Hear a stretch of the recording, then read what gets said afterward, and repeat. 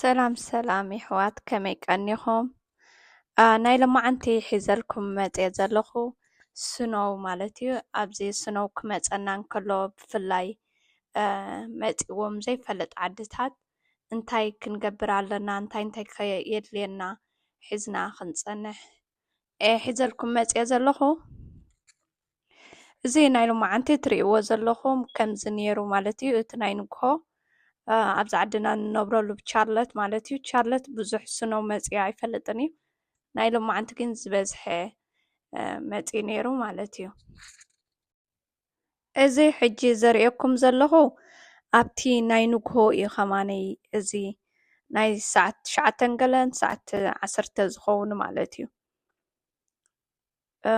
ሕጂ ከምዚ ይመስል ነይሩ እቲ ደገ ማለት እዩ። ከይድና ወፂና ነርና ርኢናዮ ከምዚ ኮይኑ ብጣዕሚ ስኖው ብርቱዕ ኣሎ ማለት እዩ።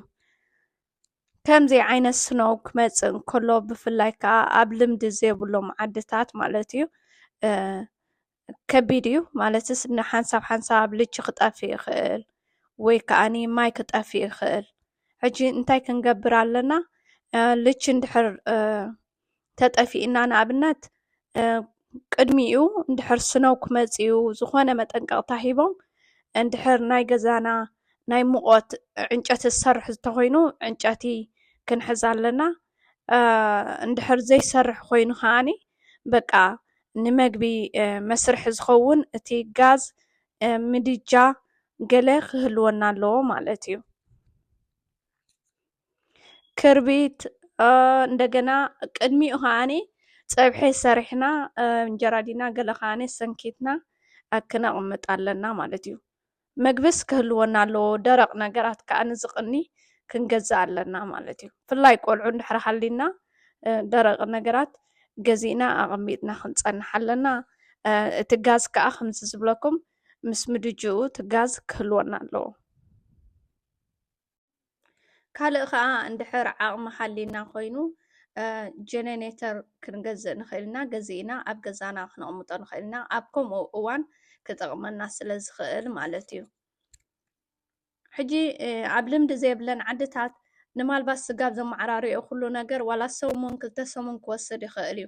ሕጂ ሰሙን 2 ሰሙን እንድሕር ዝወስድ ኮይኑ ዋላ ኣብ ሾፒንግ ከይድካ እውን ኣስቤዛ ክስእን ስለ ትኽእል ቅድሚኡ ዘሎ እዋን ግን ተቐራሪብካ ክትፀንሕ ኣለካ ማለት እዩ። ሕጂ ናይ ሎማዓንቲ ዝነበረ ከምዚ እዩ ነይሩ ብርቱዕ እዩ ነይሩ። ኣብቲ ናይ ቀትሪ ከዓኒ ናይ ንግሆ ኣርአየኩም ነይረ እዚ ከዓ እቲ ናይ ቀትሪ እዩ ማለት እዩ። ብጣዕሚ ይዕርዩ መሊኡ ማለት እዩ እቲ ኣፍ ደገ ገዛና ሙሉእ ለይቲ ኸማን ሎማዓንቲ ክሃርም ክሓድር እዩ ማለት እዩ። ከምዚ ጌርና ንሕና ከዓ ኣብቲ ኣፍ ደገ ገዛና እንጆይ ንገብሮ ኣለና። እቶም ቆልዑ ዝነብሩ እዮም ስለ ዘይፈልጡ ይዘናግዑ ኣለዉ።